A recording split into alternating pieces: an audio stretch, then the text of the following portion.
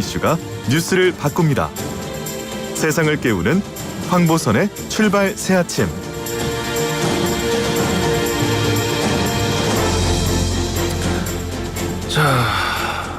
전 성남도시개발공사 유한기 본부장 사망 큰 충격을 주고 있는데 이것 때문에 다시 대장동 사건 어떤 파급 효과가 있을지 관심이 집중되고 있습니다. 오늘은 이 관련해서 법적으로 분석을 해보겠습니다. 구자령 변호사와 함께합니다. 안녕하십니까? 예, 안녕하세요. 구자령 변호사입니다.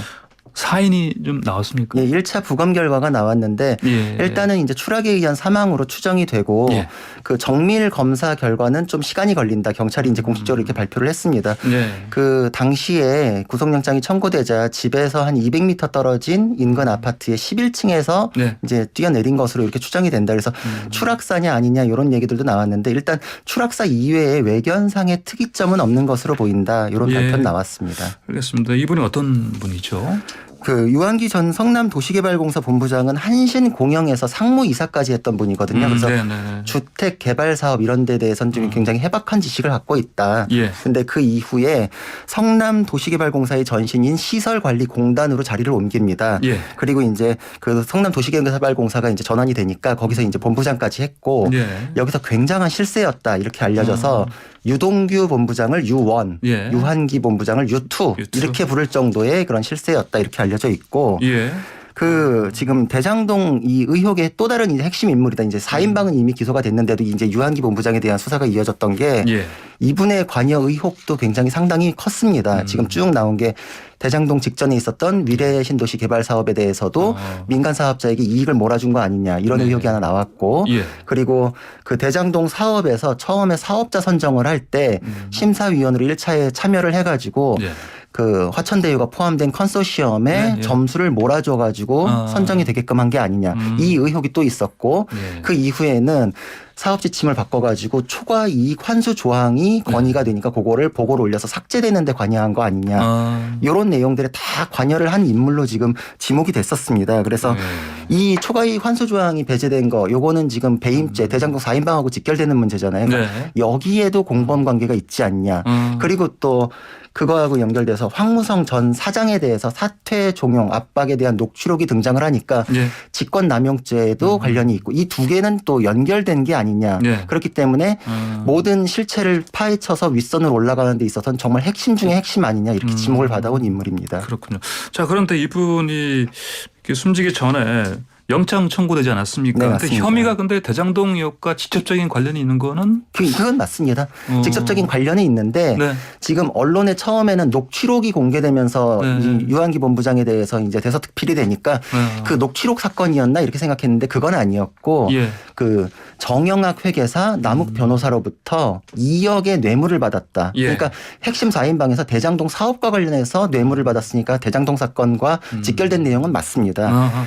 그래서 그 내용이 뭐였냐면은 그 사업지에서 이제 한강유역 환경청에 로비를 해가지고 그 1등급 권역으로 지정이 되면 개발이 어려워질 수 있으니 그게 지정이 되지 않게 로비를 해달라. 그래서 정영학 회계사가 내가 호텔에서 2억 원을 줬습니다. 이렇게 진술이 이미 나온 상태였고 그거에 대해서 이제 뇌물죄로만 이제 수사가 일단은 정리가 돼가지고 영장이 청구된 그런 상황이었는데 일단 그 유한기 본부장 수사 과정에서는 뇌물을 받은 적이 없고 나는 그런 로비를 할 지위에 있지 않았다. 이렇게 혐의를 부인해 왔다고는 합니다. 알겠습니다. 지금으로서는 유서가 있다고는 하는데 가족이 공개를 안 한다는 입장 아니겠습니까? 네, 맞습니다. 그래서 이분의 이런 선택을 한 이유도 사실 어떻게 보면 뭐 우리가 좀 사실 추정할 수도 없는 상황인데요. 뭐 여러 가지 경우로 뭐 나눠서 생각해 볼 수 있는데 일단은 너무 억울해서 이런 선택을 하시는 경우도 있고 또 이제 아니면 혐의가 너무 크기 때문에 영장이 발부되면은 정말 언제 나올지 기약이 없겠다 이렇게 생각해서 이런 선택하시는 경우도 있고 그런데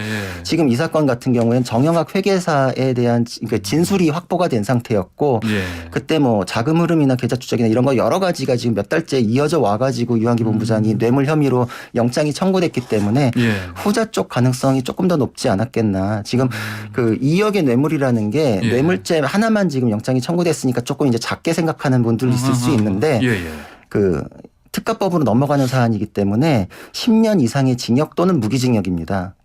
뇌물죄니까. 그러니까 1억만 받아도 1억 그런데 넘어가면? 예, 근데 2억 뇌물이니까 10년 밑으로 떨어지기가 굉장히 어렵고 예. 이때는 그러면은 선처를 받기 위해서는 모든 사실관계를 이렇게 하면서 수사에 적극 협조해야 되거나 예. 굉장히 압박을 받는데 또 직권남용죄도 지금 수사가 남아 있는 상태였잖아요. 그러니까 내가 어떤 식으로 행동해야 될지에 대한 그런 고민이나 압박이 굉장히 심했을 겁니다. 알겠습니다. 직권남용죄 부분 이 부분을 관련해서 사실 영장 청구하기 힘들어서 뇌물죄 먼저 간 거 아닌가 이런 시각은 어떻습니까? 그 시각이 정확하다고 생각이 됩니다. 왜냐하면은 예. 직권남용죄라는 게 지금 그 유한기 본부장하고 황무성 사장의 두 명의 대화가 나왔잖아요. 예. 근데 아랫사람이 윗사람한테 직권남용을 해서 사퇴하게 하는데 이건 성립이 안 됩니다. 그러니까 네네. 직권이 있어야지 남용이라는 게 가능하거든요. 그러니까요. 그러니까 직권남용죄를 수사를 하기 위해서는 예. 유한기 본부장 수사했으면 네. 이재명 후보로 바로 올라가야 가야 되잖아요. 되거든요. 예. 그러니까 지금 이 상태에서 신병 확보나 이런 구체적인 게 뭐가 결과가 안 나온 상태에서 직권남용죄를 먼저 할 경우에는 네.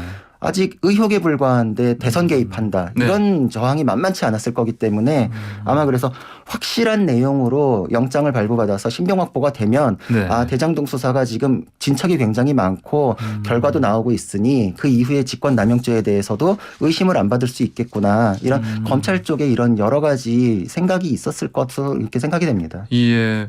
자, 그러면 이분이 이제 사망했기 때문에 수사는 종결이 되는 겁니까? 그 이분에 대한 수사는 종결이 됩니다. 예, 공소권 없음. 예, 네. 피의자가 사망하면은 이 공소권 없음이라는 게 네. 공소제기라는 거는 대상. 피의자를 이제 처벌하게 하는 건데 예. 처벌 대상이 사라졌으면 공소제기라는 게 무용하잖아요. 그러니까 예, 예. 그런 의미가 없게 됐으니까 공소권이 없다라고 해서 검찰에서 이제 마무리하는 그런 결정이 내려질 겁니다. 알겠습니다. 그러면 아까도 말씀하신 이 윗선 수사 핵심 고리가 이제 사실은 사라진 상황이니까 이분 자체에 대해서는 공소권 없음으로 처리가 되겠지만은 네. 전체적인 대장동 수사 이거 난항에 빠지는 거 아닙니까? 그럴 가능성이 높습니다. 왜냐하면은 다른 관련자들에 대한 수사는 그대로 가는데 예. 근데 핵심 연결고리가 빠졌을 경우엔 수사 난이도가 굉장히 올라가고 예. 지금 녹취록에 등장하는 거는 유와 정도 그렇게 동의했다. 그러니까 네. 유는 유동규 본부장, 예. 정은 지금 이재명 후보도 자신의 측근이라고 얘기하는 예, 정진상 정책실장을 예. 얘기하는 것으로 보이고 예. 그리고 여기에 시장님 뜻이다 이런 언급들도 나오거든요. 근데 이거에 대해서 수사를 하려고 그럴 땐 유한기 본부장에 대해서 수사가 되고 신병 확보가 되고 이게 굉장히 중요했던 게 예. 지금 이제 만약에 유한기 본부장에 대해서 수사가 지금 여기서 이제 이 사람은 이제 사라졌으니까 나머지 분들은 그 사람이 사퇴하는 게 좋겠다고 생각해가지고 우리 이름을 팔았을 거다라고 네. 얘기하면 사실 그 위로 넘어가는 관계는 예. 고리가 빠졌기 때문에 밝혀내기가 그러게요. 굉장히 어려워지는 측면이 있습니다. 그래요. 그렇지 않아도 사실은 뭐 정치권에서 특히 야당에서는 수사를 제대로 안 하는 거 아니냐 그러는데 그래서 특검 하라 이런 이제 특히 후보들 둘이 주장하는데 예. 이거 도입되겠습니까?